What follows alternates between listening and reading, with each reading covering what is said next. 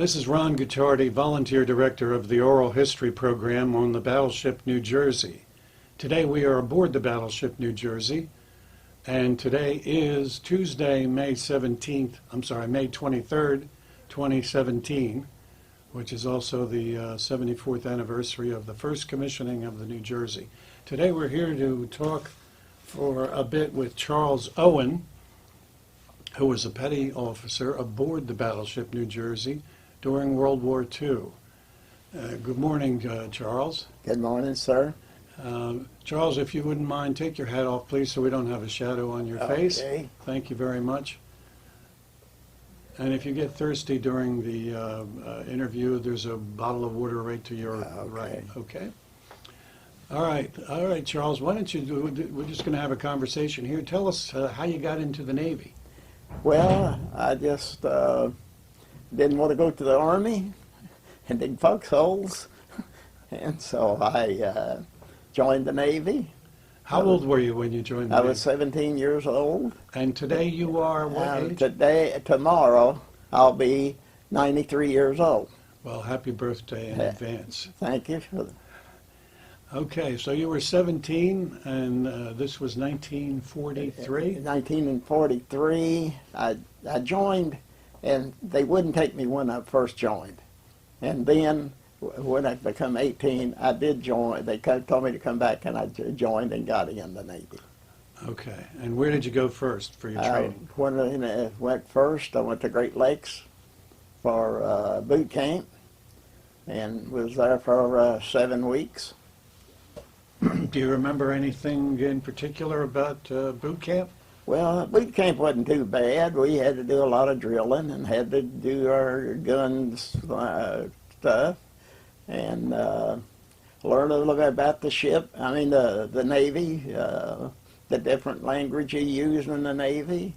Instead of decks, it's not the floor, it's a deck. And the door is a hatch.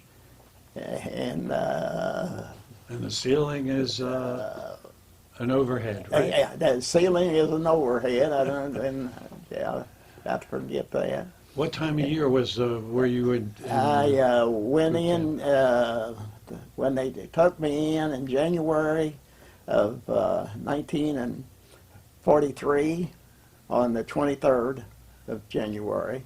Great Lakes can be a little chilly in January. In January, it was really cold at Great Lakes. I left Kentucky and went up to Great Lakes on a Saturday morning. Had beans for breakfast, the first time in the Navy. And it was really cold up there. And I stayed up there for 7 weeks. And boot camp training and getting to learn what the Navy was all about. And then when my 7 weeks was up, I got a 9-day leave to come home. And when I went back to Great Lakes. Where was home at the time? I lived in Kentucky at that time. What town? I was from Fairdale, Kentucky, a little bitty town, probably wasn't over 500 people there. And so everybody was joining this. You're going every place, everybody. You walking down the street, and the man was pointing his finger at you, saying, "I need you, and I want you." And so I went ahead and joined the Navy then. After then, they took me in January the 3rd, 1943. Okay, after boot camp, where did they send you? After boot camp, I got out of boot camp. They sent me over to Philadelphia, and I stayed there in a barracks until I was signed to the Battleship New Jersey. Was that at the Navy Yard? That was the Navy barracks Yard. Was it at the Navy Yard? I stayed at the Navy Yard and barracks there, and while I was there and waiting for the New Jersey, that was in about April, first week in April, I went there and stayed. And did you work on the ship while it was being prepared? I got to carry the fire extinguishers for the welders. I got to know the welders for carrying the fire extinguishers around. So I helped build the ship. Great.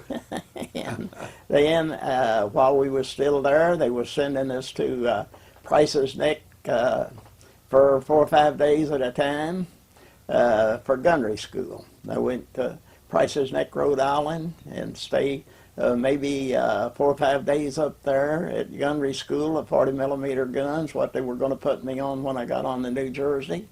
And then about sometime maybe 3 or 4 weeks, it was time for us to go on the ship. Then all the workers were done, and we went on the ship and got This ready. was the commissioning, the We May got 23rd. yeah, May the 23rd. It was working on it out of the when we went on it, getting it ready for ship shape for the commissioning, which was the 23rd of May, the day before I was 19 years old, and we got it all ship shape ready for the big commissioning. We had a big commissioning day. You were in your whites that day? I was in my whites on the fantail.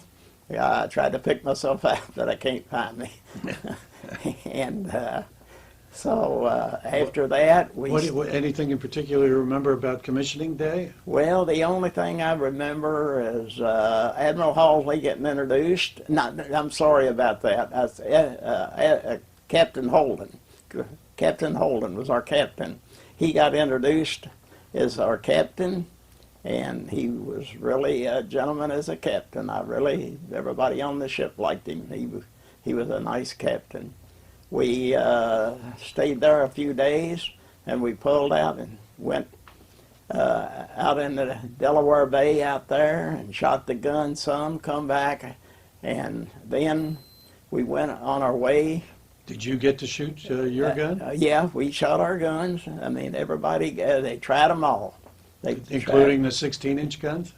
I didn't get to shoot the 16-inch guns. The only thing I got to shoot was the 40 millimeters. I watched them shoot the guns. I was up on top side out when they were shooting them out on the deck where I could see the blaze come out of the barrel.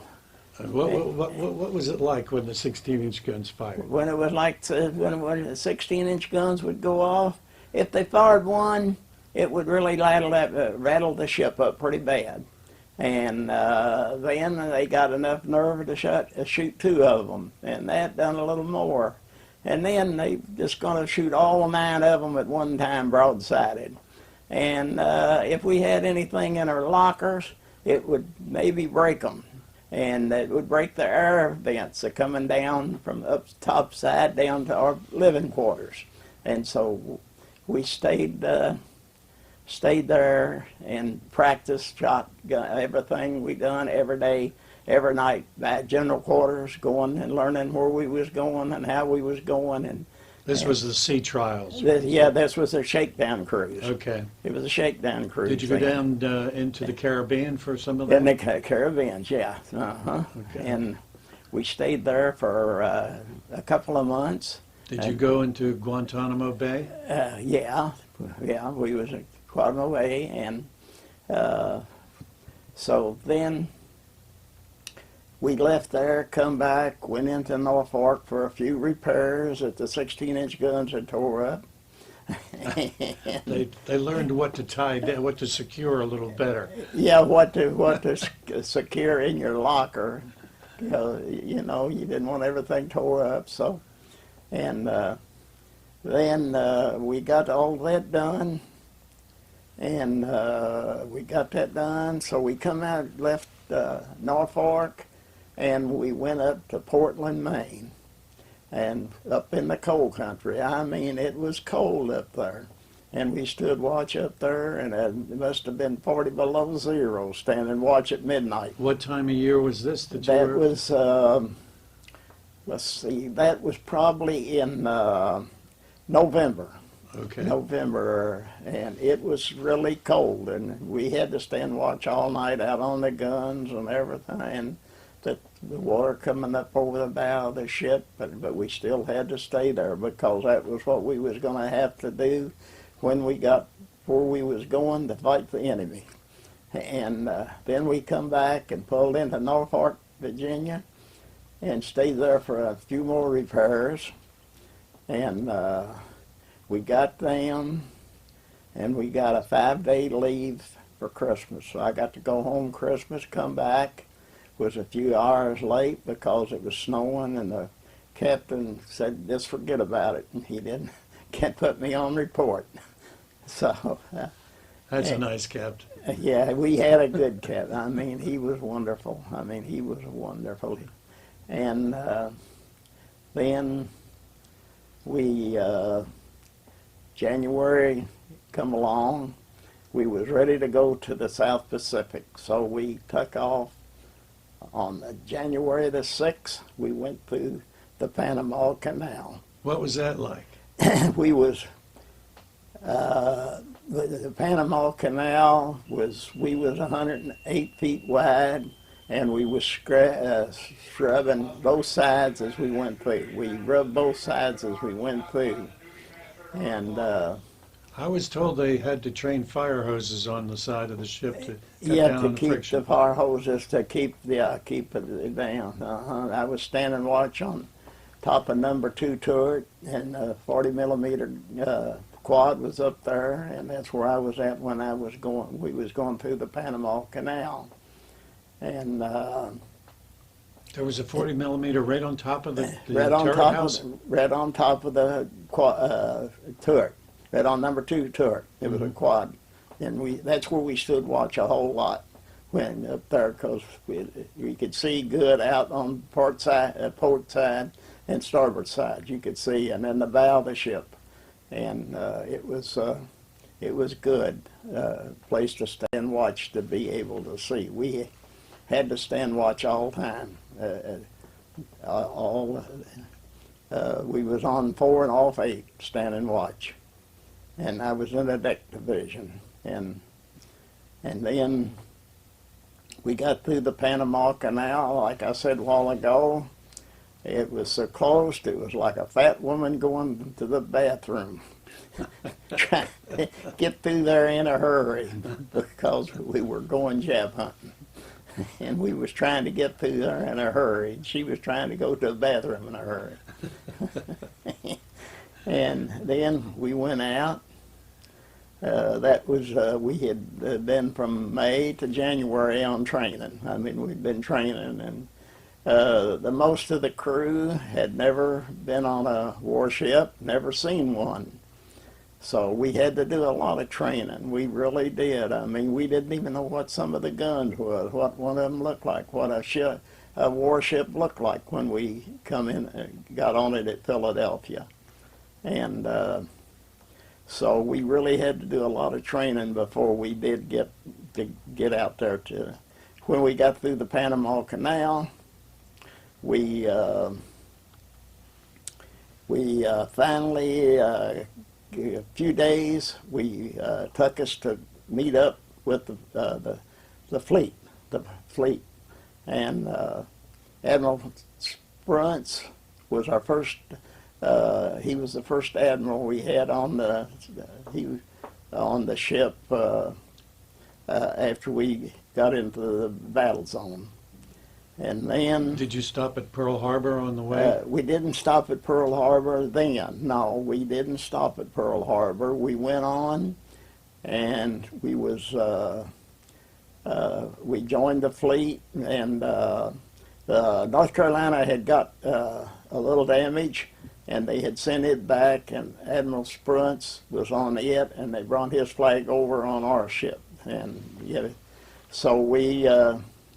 He was a 1-star admiral at that time, or a 2-star? Admiral Spruance was more than that. I think he might have been a 4-star admiral. He was pretty top. Okay, maybe by the end of the war he was, yeah. Maybe, yeah. Well, maybe he was, yeah. Okay.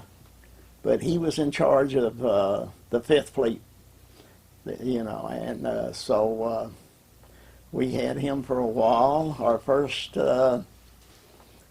meeting the enemy was at Truck Island. One Sunday afternoon, we were with Iowa, Battleship Iowa, which was the same ship as the New Jersey, and it had already been out there, and we run into some of the Japs. We sunk one jet trawler. The New Jersey done that by itself, and then we joined some other the jet fleet, and we damaged one of the battleships, and I think we sunk one of the cruisers and two of the destroyers and shot down one Japanese Betty plane. And then Did you have a hand in that? Oh yeah, well, you never know, you got 80 40-millimeter guns on the ship, and You're not sure who got the hit. and about 60 20-millimeters, and if you got one Japanese ship coming in, well, everybody's trying to shoot him down, so, it's hard to tell which one really got him, so, and so then we went on, and we, after that, we went to the Marshall Group. And then we bombarded the beaches at the Marshall Island Group, so that the Marines and the soldiers could land there. And after that, we... What was it like watching a naval bombardment? Did you get out on deck while they were bombarding? We could get out on the deck and watching the big guns go off, bombarding the islands, and then we could stand out on the deck. We was on the deck because we was on the 40 millimeters. We had to, if any of the planes come in, we had to be there where we could fire at them. And we could see when one of the guns on the beach would fire back, we could see that, and we'd wonder where it was going to hit. Whether it was going over the ship, short of the ship, or hit the ship. But we never got hit.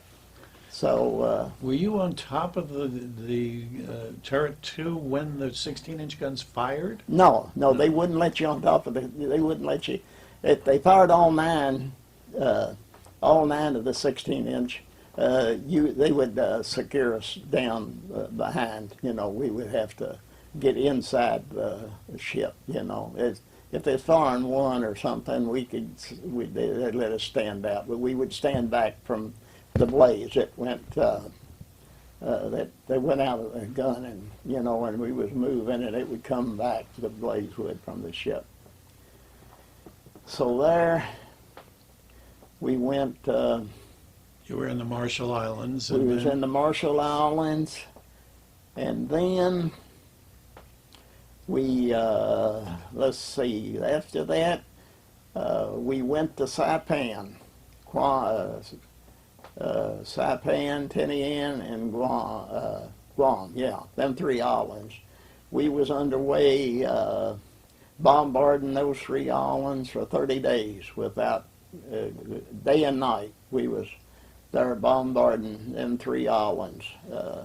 That was a tough battle there, and we shot down some planes there. And after that, we went to, let's see, what, I'm trying to think. I guess we, we went to New Guinea. They were landing, the soldiers and Marines was landing on New Guinea, and we give them some help there, bombarding the beaches there. And of course, every place we was out there, we would be looking for the planes coming in and off of the Japanese carriers and things, and we would be after them. And our job was really to protect the carriers and do the bombarding for the islands for the soldiers and the Marines to land on. That was really our job, to protect that carrier. What carrier? Do you remember which carriers? We protected the Franklin, the Bunker Hill, the Lexington, and the Enterprise. And I can remember them, and I know it was more because there were some converted carriers, small converted carriers, wasn't that I just can't remember them all. Escort carriers and Escort Jeep, carriers, and Jeep yeah, carriers. them small carriers had been converted from a cruiser, I think the way they done them, and they were called escort carriers, yeah. And then, let's see, it was getting, got rid of Saipan and the Marshall Islands, we took all of them, and then we I think by then we were at the Philippines, and then we was at Lady Gough, and we was at both of the islands, both of the battles at the Philippines. Did you get back to Pearl Harbor at any time? We got back to Pearl. We went and picked Admiral Halsey up in August. I think it was August the 16th. We went back and picked Admiral Halsey up at Pearl Harbor. Yeah, and then he come back, and we was 38.5. Admiral Halsey was commander of the 38. Task Force 30.5. And he was on our Taffy ship. 38. They called it Taffy, I think, right? He was on our ship, and we went through the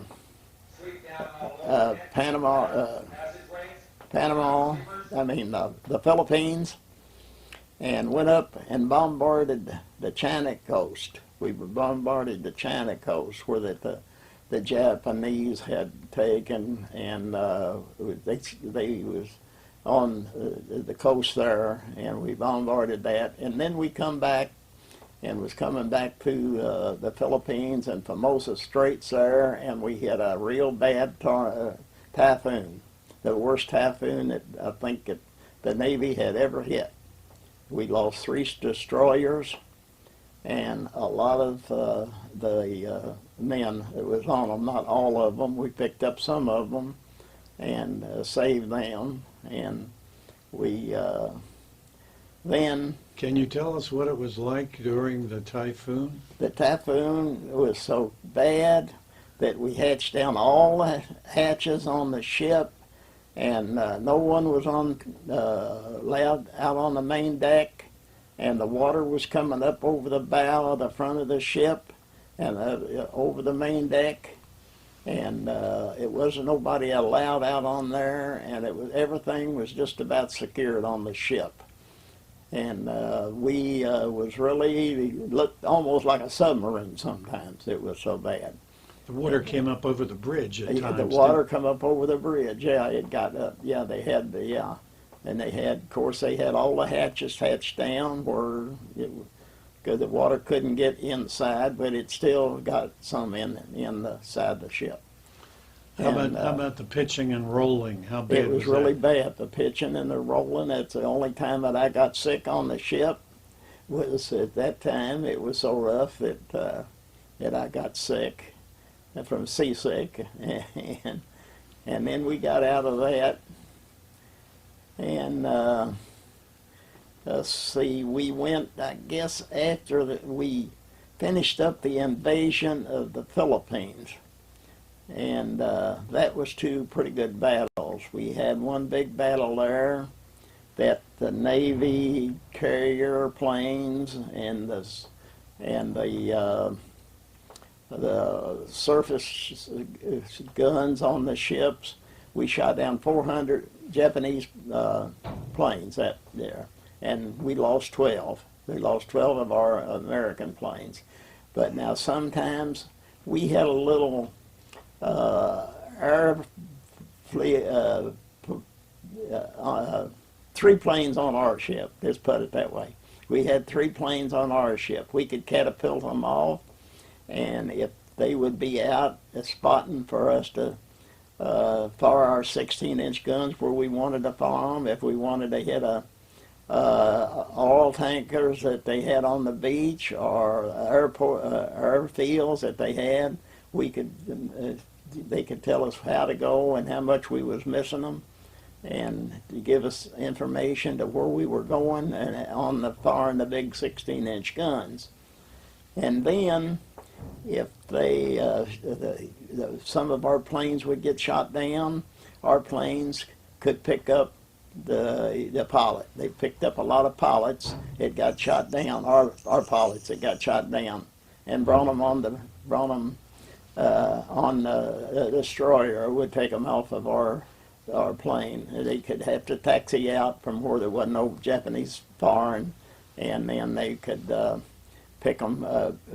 They would give them to one of the destroyers, and then they could take off and come back to our ship if they was ready to come back, or they could stay and pick up more of our pilots if they got shot down.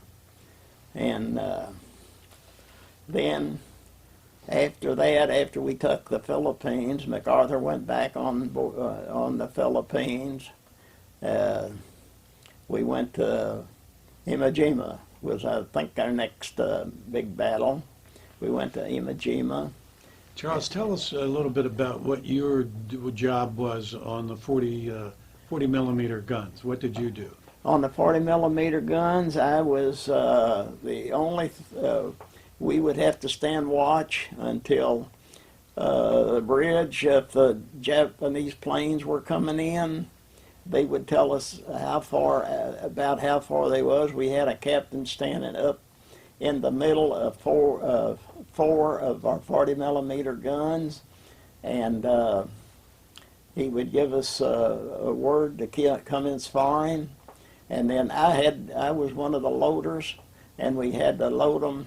How many loaders were there? It was about 6 loaders. 1, 2, 3, yeah, 6 on each gun. And it was a quad, so there was it 4 was barrels. Quad. It was four guns. It was a quad, and it was built. It had some steel around it, kind of protection, if you know. And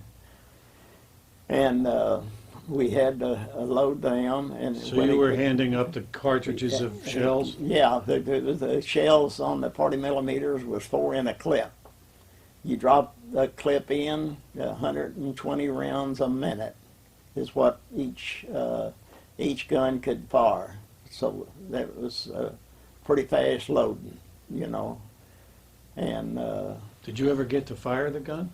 Never got to fire. We had a guy that was a fire that fired the guns, and then we had a sight setter that started to firing the gun when they got in so close. You know, like I think about 5,000 yards we could start firing at them. You know, and we had the guy that was a sight setter and the guy that done the firing. When the captain gave them orders to start firing when they got close enough.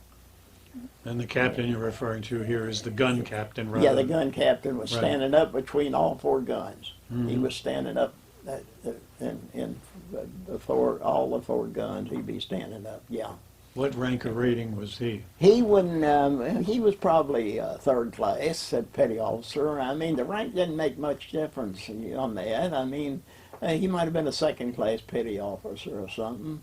You know, I mean, I don't think the rank made a whole lot of difference. And if your job was to do it and do it right, whether, you know, whatever, you know, even a seaman 1st class or 2nd class could be a loader on a gun. Or did you have any mishaps when firing the 40 millimeter guns that you remember? I think our 40 millimeter guns fired pretty good. I remember one of my buddies was a loader on the 5-inch guns, and he dropped one of the shells, and he said it was rolling down the deck, and he was afraid he was going to blow up the whole ship, but he caught it before it blowed up. He was scared to death, he told me, you know. And one time, you know, we said we never got hit, you know, and damaged by it, but there was some destroyers out practicing, and we was in taking on stores at one of the islands, and one of the shells, one of the destroyers hit us on the friendly fire. Yeah, friendly fire. And one of it went down 4 decks down through the aft. Aft on the fantail, it went down 4 decks, and that's the only thing I believe we got hit with. Was anybody killed or injured? It wasn't killed. One guy got a leg tore off. They tore his leg off, and so That was, Iwo Jima was a tough battle. We bombarded and bombarded, and then the Marines and the soldiers went ashore, and they had a hard time there. And they sent us up towards Tokyo to stop all the Japanese ships coming down to keep them from going in behind the ones that had landed on the beach. And so we left there and left them shooting over their heads, and up there to try to stop them from coming down and getting them on the beach. And so we kind of got that secured. And then the next battle we had, let's see, we had Formosa. They never did invade Formosa, I don't think, but we had some trouble there at Formosa. The Japanese had an airfield there, and I think we shot down 100 and something planes there. The whole fleet. Now, when I'm saying we, that means the whole fleet, not just one. Then not just the New Jersey. I mean, we didn't do all of it by ourselves. We had other ships out there with us. Like our group would be like 2 carriers, 2 battleships, and 2 or 4 cruisers, and about 8 destroyers that would be the group. And that was one task force? That was one task force. That'd be task force task force 38.5 or something like that would be the one you would be in. And then after all of that come Okinawa. And we bombarded Okinawa. We bombarded with the big guns, and then that's when the biggest part of the suicide planes started. The suicide planes really started coming in and hitting the kamikaze. The kamikazes, yeah, started coming in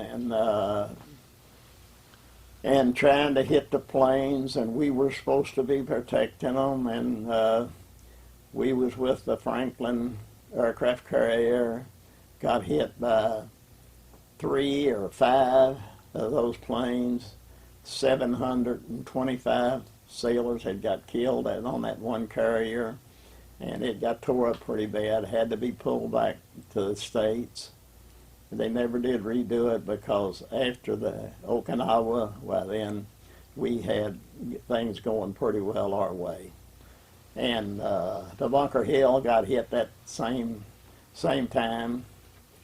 It got hit, and I think 3 kamikazes hit the Bunker Hill, and we were with that. I mean, it was all trying to protect it, and they got through.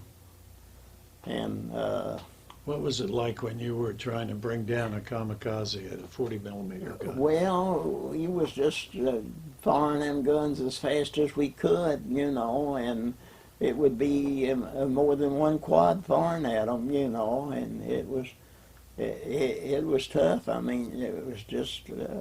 Were you scared?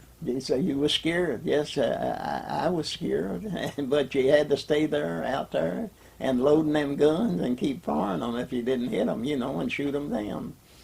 And then we done Okinawa, got it all secured, and then they sent us up to Japan, up to Tokyo to keep the planes, the Japanese from coming down and going back in on our men that had landed on Okinawa. And then we was the first ship, I understand, that bombarded Japan after the Doolittle, when the Doolittle pulled his raid with the B-24s in 1942. He done that. And we was the first ship to ever bombard the city of Tokyo. Our group, and then we was in on the New Jersey. I think was in on sinking the biggest battleship that the Japanese had. It was a 75,000 ton Yokomoka was the name of it, and I think we had thrown some shells at it, and the Air Force was doing a whole lot of bombing it too. The Navy Air Force was the bombing it, and I think they got the biggest part of the credit for sinking the biggest Japanese battleship it was. And it was the biggest, bigger than the New Jersey. And so then we come back, and Okinawa was pretty well secured. So we got word that New Jersey was ready to come back to Burlington, Washington for a rest and an overhaul.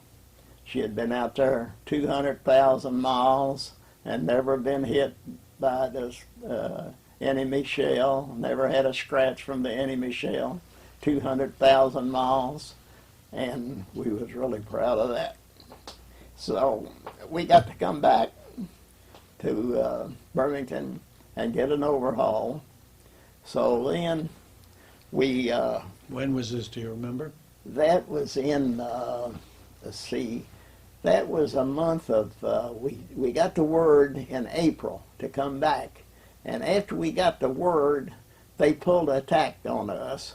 And we, I forget what we shot down and how many planes we got rid of, how many ships we got rid of, but we got rid of some.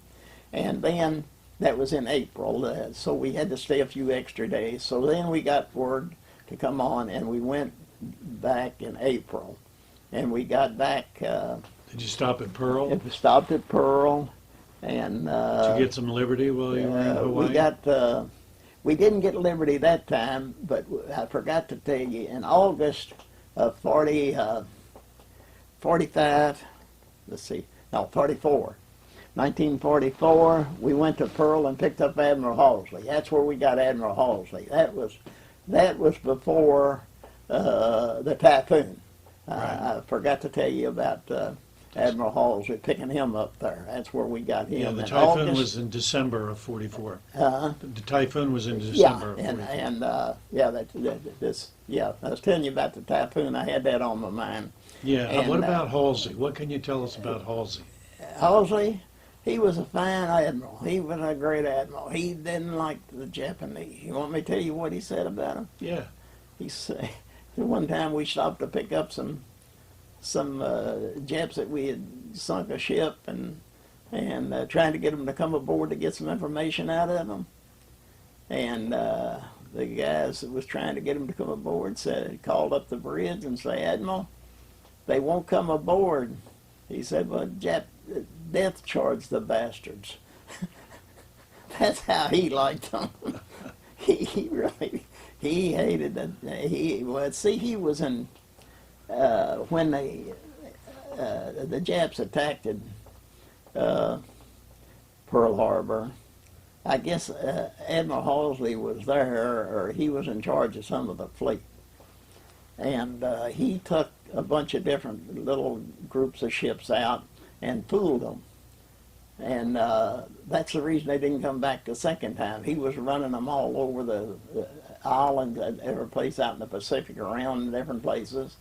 And he pulled a fool attack on them, and they didn't come back the second time. That's the reason the Japanese didn't, and that's where Admiral Halsey really got his good name. And he was a good admiral. He would get out and walk the decks. He'd wear a pair of shorts and get out there and walk up and down the decks and talk to his the other people, the officers with him, and once in a while he would come down and have have dinner with the crew. He got pictures of him having. He was a good admiral. I mean, he was a good man. And so then we come back to the States for overhaul for the New Jersey because we'd done run 200,000 miles, and we went in, we stayed a couple months. Each one of the crew got a 24-day leave. I got to come home. That's when I met my girlfriend. Never knew her, nothing, never seen her before. My cousin introduced me to her, and I went with her the biggest part of the time we was home.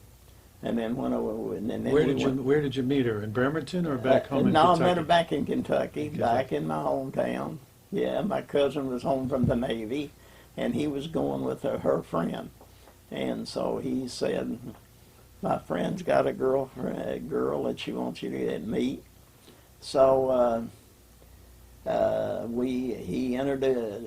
introduced me to her. What was her name? What's Helen, her name? Helen Owen. I mean Helen Hayes at that time. Helen Hayes at that time.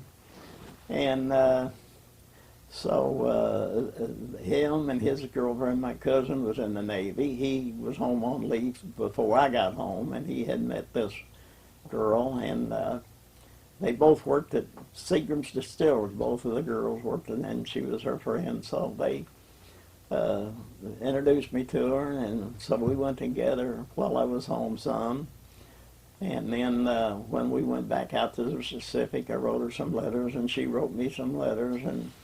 And when I went back out, and then so we went back out from being overhauled, and we bombarded Wake Island. And about 3 days after we bombarded Wake Island, Truman done their best thing he ever done. He dropped the atomic bomb. Adams dropped the atomic bomb. And then he give us orders that we was gonna, or somebody give us orders that we were gonna be the one to get the peace treaty signed on. The New Jersey was.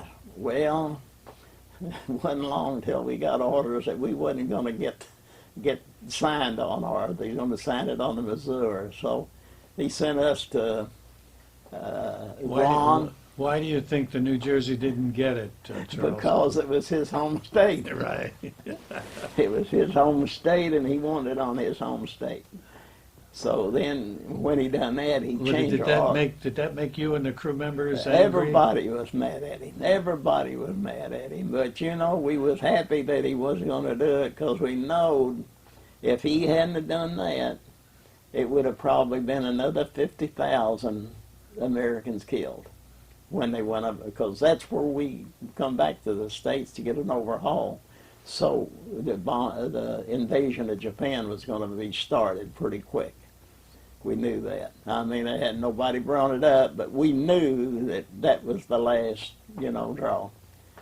And so everybody was happy on our ship that he dropped it, and instead of bringing us right into Tokyo Bay to get it signed, he sent us to Guam, and then he sent us to the Philippines, and we stopped there, and then we stopped at Okinawa, and then, but the time they signed, they was getting ready to sign the peace treaty, we was there, We went in with all of our guns sticking straight up in the air, and the captain says, we traveled 200,000 miles, and we here now, without a scratch from the enemy. So we are really lucky, or good, or somebody was with us, watching over us. And then we stayed there. That was, we was there a month or so, and I had enough points to get out, because they let you out on points and they put me on a carrier and sent me back. Do you remember how many points you needed to get out? I don't remember how many points it was. Was it 40 something like that? It was something like that. Yeah, you had so many days in, so many battles, a whole bunch of different things that give you points. If you was married, you got more points than if you was single, and I was single and young, just. And sea duty gave you more points than... Yeah, everything, If you're married, you got a whole lot of points. I mean, that would give, and if you had children, that would help you get out. So that's the way you got out. I mean, earlier. And then and they sent me back to, from the time they dropped signed the peace treaty. I stayed there to January the 1st, 1946. And You were in Tokyo Bay? Tokyo Bay. And we would get liberty. They would give us liberty. We would go over on the beach. In Tokyo, we could go to Tokyo. We could pick where we wanted to go. Tokyo, Yokohama, Yokosuka. We could go, take liberty either time, about 4 hours, about once a week. We could go over. What was it like with the Japanese? Well, we had to go 5 or 6 in a group. I mean, they wouldn't let you go and go by, you know, if you didn't take, you know. And I never had no trouble out of them. I mean, our groups never had no trouble out of, I guess, as far as I know. But they was afraid that they would catch you and, you know, do something to you. You could stick a knife in your back or just anything. Because the Japanese, you know, they didn't know. They were still upset about, you know, I guess. And so we had to stay 5 or 6 together when we went over on the beach when we was in Tokyo Bay. They'd take us over on the landing barge and drop us off and then come back and get us in 4 hours. And we could go to Yokohama, Yokosuka, or Tokyo on that. And then they put me back on, put me on a carrier in January the 1st, 1946, and I come back to Great Lakes and got my discharge. And then I went to work in the produce business, bought me a truck, and started trucking and selling produce. When did you get married? I got married about 6 months after I got out of the Navy. I kid her about it. I tell her that my mother lassoed her for me and kept her there till I got back, and then I went with her about 6, 8 months. So we got married in July. We'll be married 71 years in July. July. We'll be married 71. So I kid her about that, you know. And then we had 3 kids. Had 2 boys and a girl. How many grandchildren you got? How many Lordy, we got, I think we got 7 grandchildren and about 12 or 14 great-grandchildren. Wow. And we're going to have a great-grandchild. One of the great-grandsons is going to have another one, so that's going to be Wow. three generations, I mean, greats, you know. Yeah, he's got one coming. I guess it's probably another 6 months he had that. So, and then we moved to Florida and retired down in Florida. And ever since then, I've been playing golf. I worked on the golf course for a long time after we moved down there to have something to do. When did you move to Florida? I moved to Florida in 87. I retired when I was 64 years old, and my sons took the business over, and then we moved to Florida. And I would come back and work at the business for a couple of years, and then they kind of got tired of the business, and they were getting as old almost they could. So they sold the business, and now we're all retired. I hear you're a pretty good golfer. Well, I play pretty good. I had Friday I had a 80, what I have, 87 Friday. I shot an 85 and 82 on 82 on the 42 on the front 9 and 45 on the. Had a hole in one about 2 months ago, and Wow. I shot 92 a whole lot of times. But I've played a whole lot of golf since I retired. I didn't take off none when I was at work. And the produce business was long hours, you know, 2 o'clock in the morning till your trucks got in at night, you know, and It's hard work. Some of them wouldn't get in till 9 o'clock. We'd load them out at night and send them to the grocery stores. and because they wanted them early, you know, they wanted their produce early, and we covered almost the whole state of Kentucky, selling produce to the grocery stores and restaurants and schools, and then I retired, and that's still down there, and having a good, easy life now. But I'm proud. I'm really proud that I was on the New Jersey. That's great to hear. How do you feel about your time in the Navy? How did it change your life?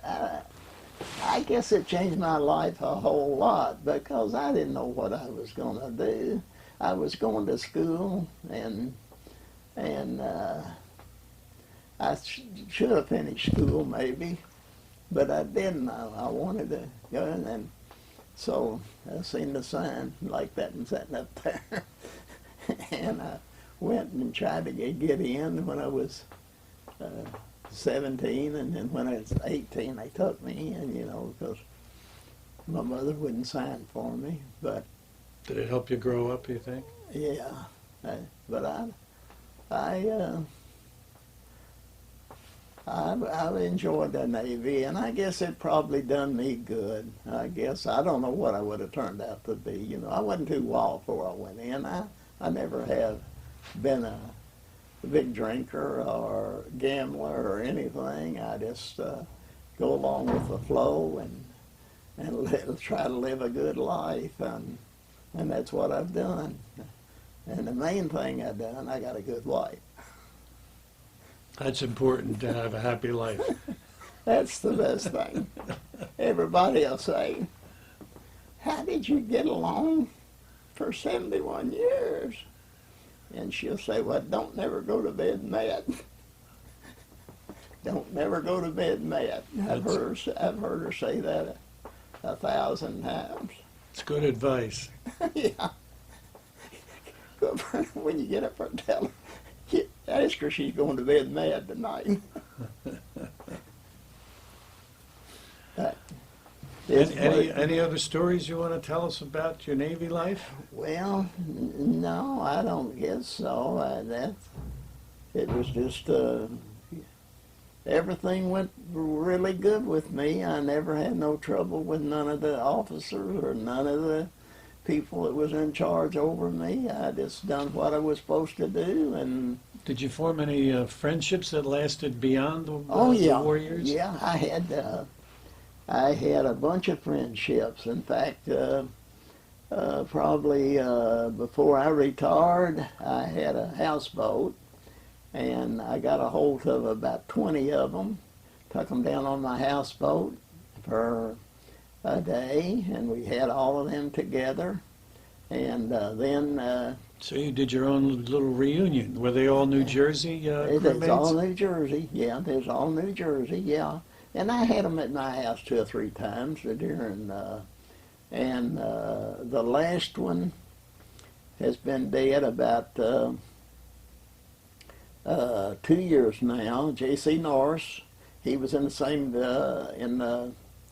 division that I was in, ship service. He was a barber, and he was from Louisville. We got sworn the same time, and then I would go see him up until he died, and then I still called his daughter every once in a while and talked. He had 5 daughters, and I still call one of them and talk to her pretty much. I'll tell her all about this trip. I'll call her and tell her, and I'll send her pictures. And then I had another one in Plano, Texas. Now, I seen him at one of the reunions in Daytona Beach when they had this ship he was at Daytona Beach, was Sam Spears. He was from Daytona Beach. He was in the same division. I just made friends with him. I don't know why. He was from Texas. And then I had, we had about 30 to sign in the same day I did. And we all went through Camp 121 at Great Lakes. We was all in a boot camp. We was all in boot camp at 121 camp. And we got out the last part of March. And then part of us went to the New Jersey, and I kept up with them. and part of them went other places that I don't know where they, where they wind up at. But it was about 30 of us out of that camp that went to the New Jersey, and was there when the peace was signed. Well, Charles, thank you. Thank you for your service first, Well, and then thank you for sitting down with us and talking about your time in the Navy. We appreciate it. well, I hope I done good. I hope You did. did I do good? Yep. That's what I want, By the way, we're going to send you a copy of this Huh? recording. You are? Yeah. Okay. All right, I'm going to sign off now. I have to tag the end of the recording. Okay. We've been talking with Charles Owen today from where in Kentucky? Florida. Hernando, Florida. Originally from Kentucky, Yeah. now living in Hernando, Florida, who was a third-class petty officer on the Battleship New Jersey. And we're on the Battleship New Jersey today. And today is May the 23rd, 2017, and I am the volunteer director of the oral history program on the Battleship New Jersey. My name is Ron Guttardi. Thank you again, Charles. It's been a pleasure. Thank you for having me.